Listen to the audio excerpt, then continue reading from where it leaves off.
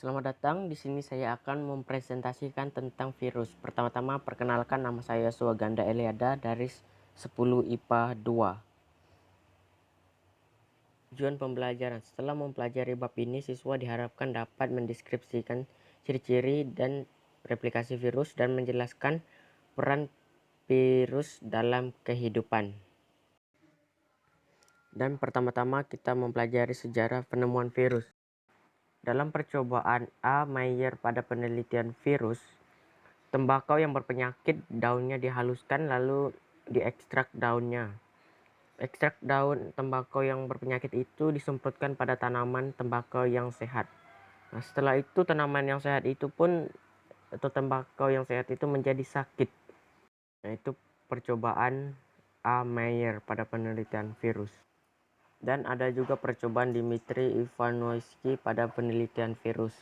Daun tembakau yang berpenyakit itu dihaluskan, lalu penyaringan ekstrak daun tembakau yang berpenyakit dan fitrat daun tembakau yang berpenyakit itu disemprotkan ke tanaman tembakau yang sehat, dan tembakau yang sehat itu pun menjadi sakit.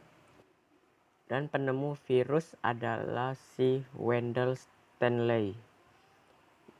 Wendell Stanley mengkristalkan partikel mikroskopis yang menyerang tanaman tembakau yang kemudian diberikan nama tembakau mosaik virus atau TMV. Yang selanjutnya ada ciri-ciri virus. Yang pertama, bersifat aseluler atau tidak mempunyai sel.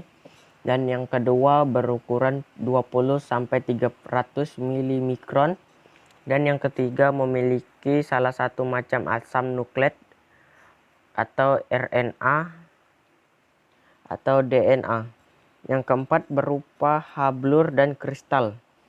Dan yang kelima, bentuknya beragam, antara lain oval, silinder, polihedral, dan kompleks. Dan yang keenam, tersusun atas asam nukleat dan terselubungi kapsid.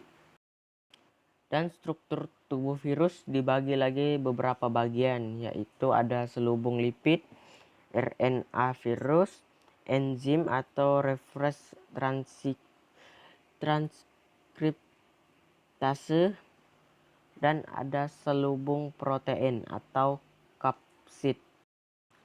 Bentuk virus bermacam-macam ya, salah satunya ada herpes virida, dan ada parvovirida, dan pox virida, dan ada adenovirida dan iridovirida. Bentuk selubung protein kapsid. Yang pertama ada berbentuk helix yang bentuknya itu seperti tabung, dan yang kedua ada berbentuk kompleks seperti laba-laba, dan ada berbentuk polihedral seperti segi enam atau semacamnya. Kita bisa lihat sendiri di sini. Yang kita masuk ke bagian D, virus pemakan bakteri atau bakteriofag. Bakteriofag atau fag adalah virus pemakan bakteri yang ditemukan oleh Frederick Tur dan Felix de Herelle. Bakteriofag menyebabkan sel bakteri pecah. Dan yang pertama ada penyakit pada tumbuhan disebabkan oleh virus, yaitu ada daun yang menggulung akibat turning yellow mosaic virus. Dan yang kedua ada penyakit kuning pada daun tomat akibat bean golden mosaic virus, dan ada mosaik pada daun tanaman tembakau. Penyakit yang disebabkan oleh virus yaitu ada hepatitis, ada herpes, ada flu, ada campak, ada ebola. Yang ketiga ada penyakit pada hewan yang disebabkan oleh virus, yaitu ada flu babi, ada polioma, dan cacar unggas. Dan bagian G yaitu vaksin. Metode konvensional dalam pembuatan vaksin memiliki efek samping. Yang pertama ada metode pembuatan vaksin. Yang pertama, vaksin dibuat patogen yang dimatikan oleh bahan kimia atau pemanasan. Efek sampingnya, patogen yang digunakan untuk vaksin mungkin masih melakukan proses metabolisme. Dan yang kedua, ada vaksin berasal dari patogen yang dilemahkan. Efek sampingnya, patogen yang digunakan untuk vaksin mungkin masih dapat menyebabkan penyakit. Dan yang ketiga, ada vaksin berasal dari senyawa patogenik mikroorganisme yang dibuat tidak aktif.